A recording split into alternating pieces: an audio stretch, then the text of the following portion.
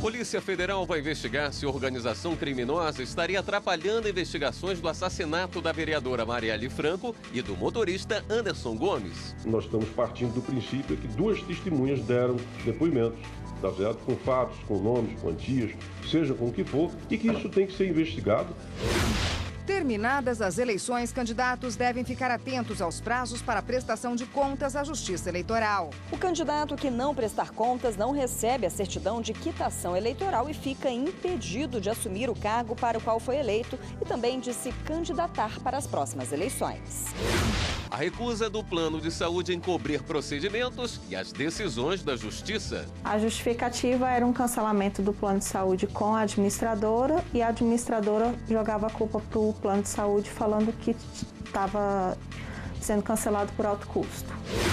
E na série sobre os 30 anos da Constituição, os direitos trabalhistas garantidos pela Carta Magna. A Constituição trouxe direitos trabalhistas que antes se espalhavam por várias leis e também pela CLT. Além disso, trouxe novos direitos para o setor.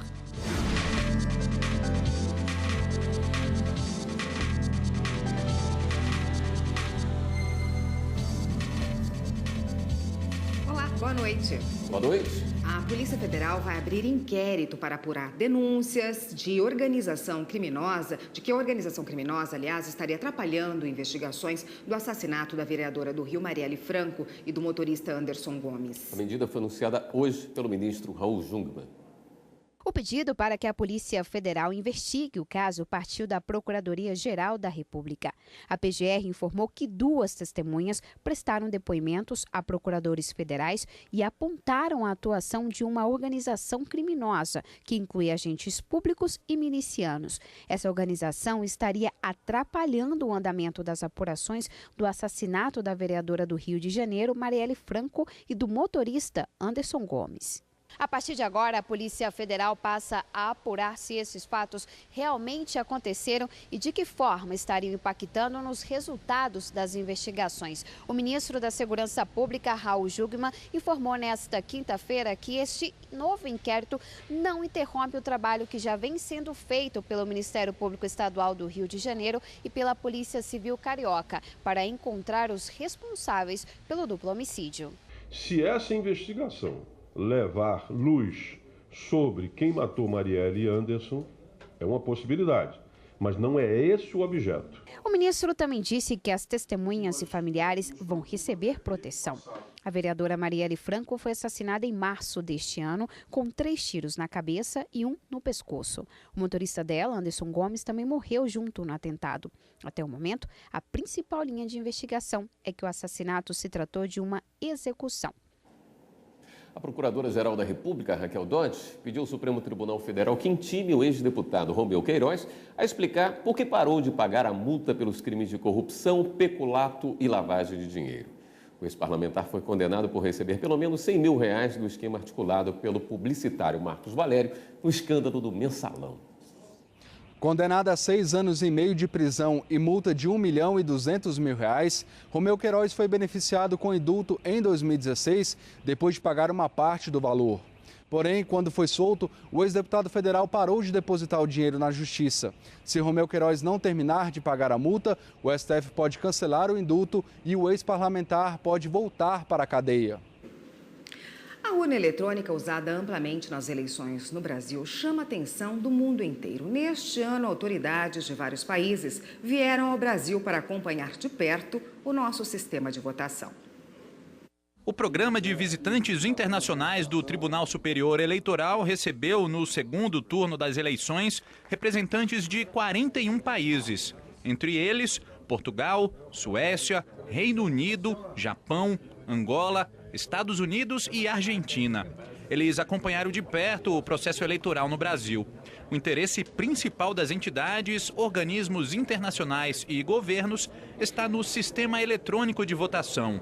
Para os participantes, a experiência e o conhecimento adquirido foram extremamente importantes. Vimos que aqui temos um exemplo vivenciado já há 22 anos com as urnas eletrônicas.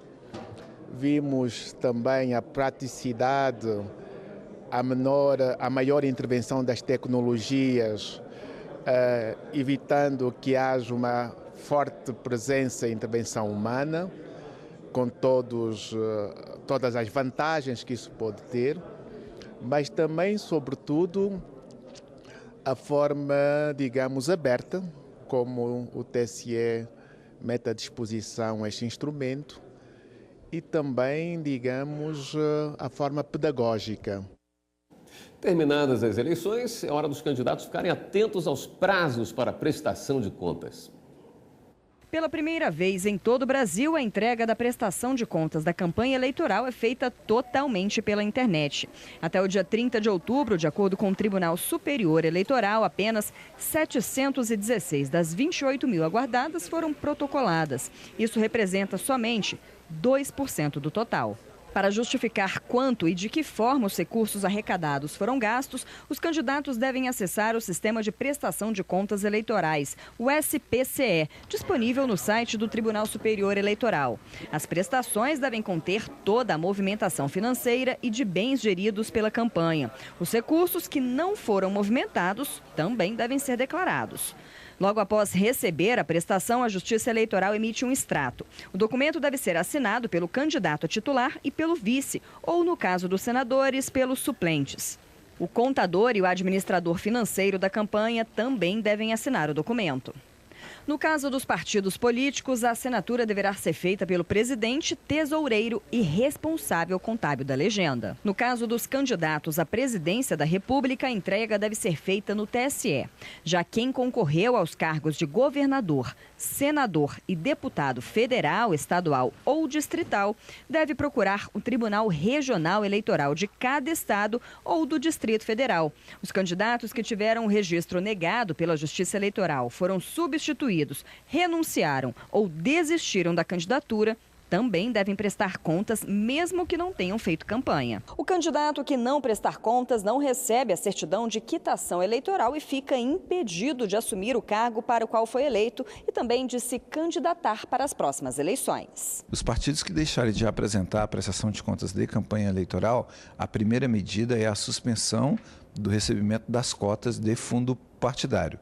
Se isso persistir até chegar ao julgamento de contas não prestadas, aí o partido tem uma sanção ainda mais grave, que é a suspensão do registro partidário. Mas para isso precisa haver o julgamento de contas como não prestadas. A data limite para quem concorreu apenas no primeiro turno é o dia 6 de novembro. Já quem disputou o segundo turno das eleições tem até o dia 17 do próximo mês para entregar as contas à Justiça Eleitoral. O mais adequado é que os candidatos e partidos possam utilizar o prazo da data de hoje até a data limite de entrega da prestação de contas para fazerem a entrega paulatinamente, de modo a evitar transtornos, filas e demora na recepção das contas no dia 6 de novembro. O TSE também disponibiliza um manual com todas as informações para a prestação de contas da campanha eleitoral. Ele está disponível no site do Tribunal Superior Eleitoral, www.tse.jus.br/eleições,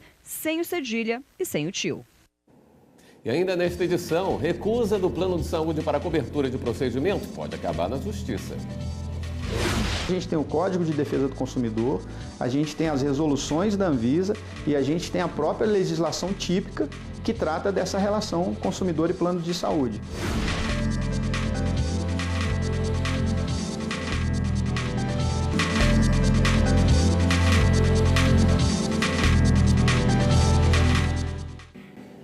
Imagina pagar um plano de saúde e quando precisar de algum serviço não conseguir. Pois essa é uma situação bem comum. Pois é, o atendimento acaba sendo negado e a pessoa fica sem o que necessita. Muitas vezes a única saída é a justiça. Durante 5 anos, Fernanda e a família usaram o plano de saúde sem problemas.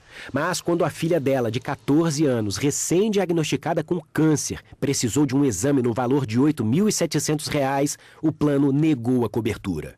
E o pior, cancelou o contrato. A justificativa era um cancelamento do plano de saúde com a administradora e a administradora jogava a culpa para o plano de saúde falando que estava sendo cancelado por alto custo. Essa era a única resposta que eu tinha. Se não são raras as recusas do plano de saúde a tratamentos e exames tradicionais, a situação do beneficiário se complica ainda mais quando o procedimento de que precisa é o chamado off-label. O termo off-label define o uso de medicamentos em situações diferentes das previstas na bula.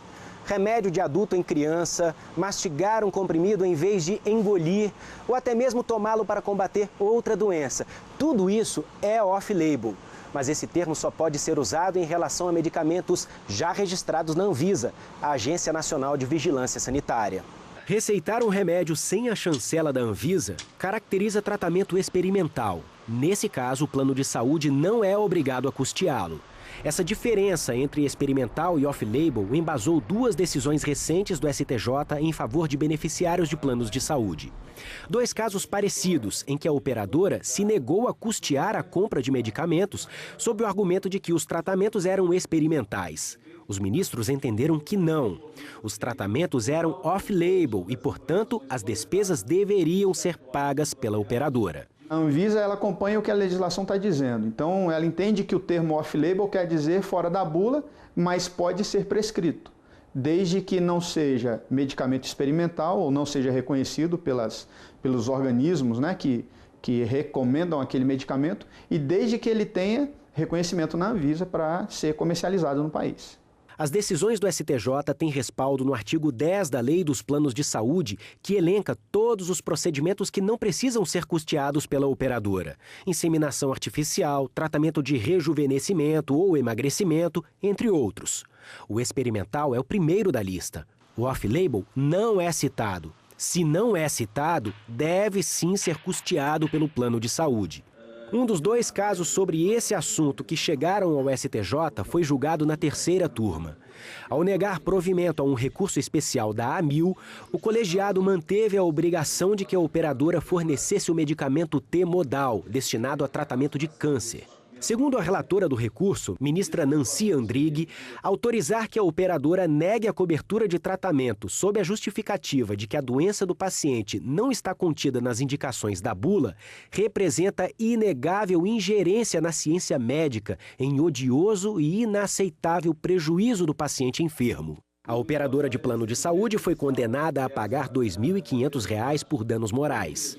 A ministra destacou que a atitude da operadora, além de não ter fundamento na lei, coloca o consumidor em desvantagem exagerada, situação prevista no artigo 51 do Código de Defesa do Consumidor. A outra decisão do STJ é da 4ª turma. O relator, ministro Luiz Felipe Salomão, explicou que há uma confusão entre os conceitos de uso off-label e tratamento experimental.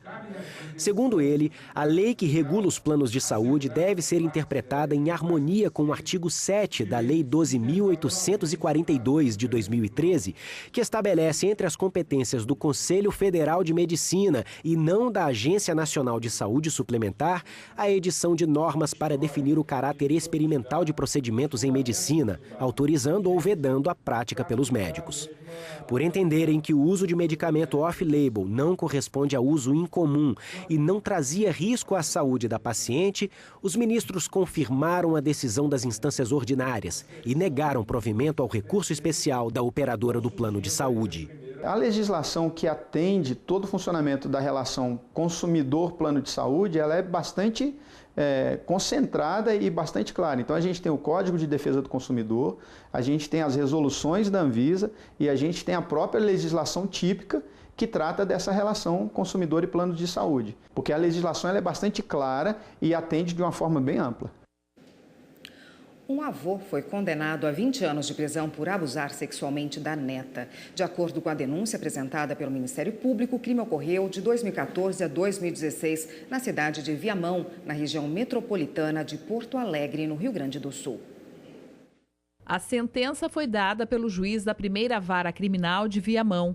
De acordo com o magistrado, os abusos aconteciam na casa dos avós paternos, quando a menina ia os visitar. O avô aproveitava a ausência da esposa para atacá-la, o que perdurou por pelo menos 2 anos. O fato só veio à tona quando a mãe da menina a questionou sobre mensagens encontradas pela avó paterna no celular do acusado. Foi então que a menor contou sobre os abusos sofridos, manifestando cansaço por tudo o que viveu desde os 9 anos de idade. Em relatos da própria vítima, o avô a ameaçava, dizendo que ninguém acreditaria nela, fazendo assim com que a vítima ficasse calada. A menina, quando começou a sofrer os abusos, ficou receosa de falar para os pais, acreditando que os pais acreditariam mais no avô do que na palavra dela. A pena mínima para esse tipo de crime varia de acordo com os detalhes de cada caso, mas costumam ser em média de 8 a 15 anos de prisão. Neste processo, os agravantes levaram o juiz a aplicar uma punição maior, de 20 anos. Além do delito ter sido cometido contra um ente familiar, os abusos foram continuados. Além disso, o condenado ainda é réu em outro processo envolvendo abuso também contra uma outra neta. Os casos de abuso sexual de crianças e adolescentes são recorrentes na comarca.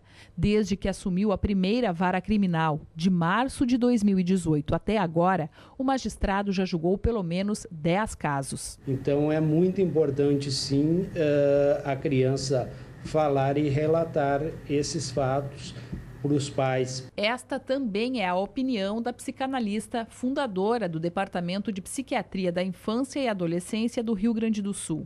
Ela ressalta a importância de observar sinais de que a criança ou adolescente podem estar sendo abusados. Queixas da escola, dificuldade de atenção na escola, irritabilidade, alteração de sono, queixas somáticas, vômitos, dores de barriga, dores de cabeça, depressão, tristeza, desânimo.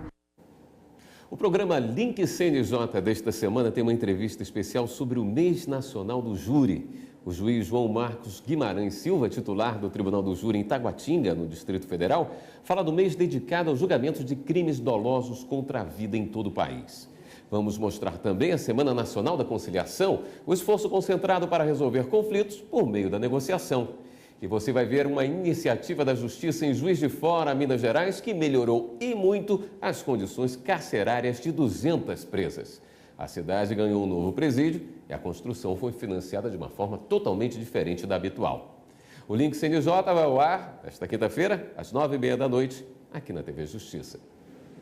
E daqui a pouco, 30 anos da Constituição e a conquista dos direitos trabalhistas. É através do trabalho que o homem tem acesso à saúde, à educação, à moradia, à sua alimentação.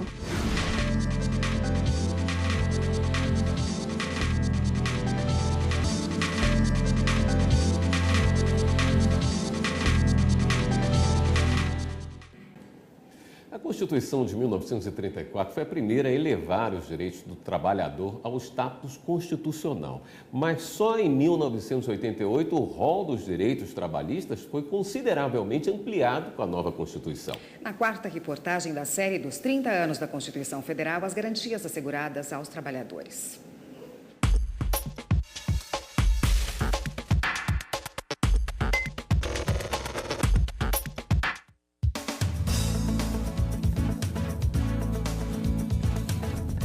Na Constituição Cidadã, direitos individuais, ambientais, políticos, do consumidor e de quem move a economia do país, o trabalhador. Sem um trabalhador, como é que a gente vai levar esse Brasil, né? É através do trabalho que o homem tem acesso à saúde, à educação, à moradia, à sua alimentação. A Constituição trouxe direitos trabalhistas que antes se espalhavam por várias leis e também pela CLT. Além disso, trouxe novos direitos para o setor. Ela vem exatamente nesse momento em que a economia brasileira tem uma massa grande de trabalhadores chegando ao judiciário com seus pleitos e, ao mesmo tempo, de equalizar proteção que era dada em nível internacional para países que já eram industrializados. Uma das novidades foi a licença paternidade.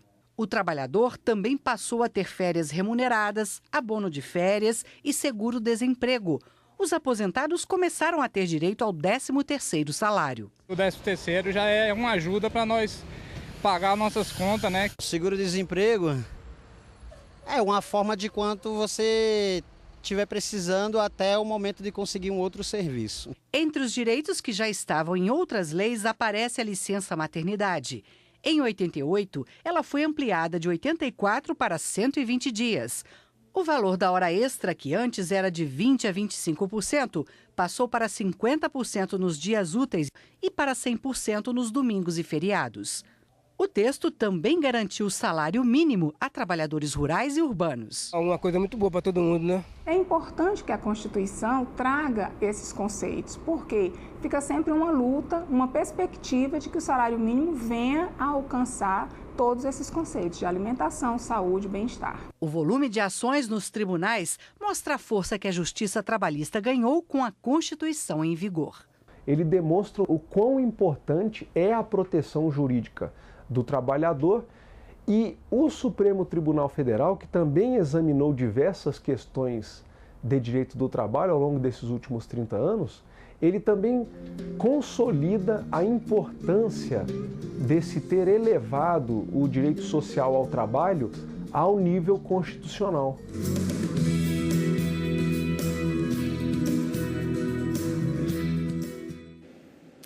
E amanhã, os direitos ambientais fecham a série sobre os 30 anos da Constituição Federal. Vamos às últimas notícias? É hora do Giro na Rede.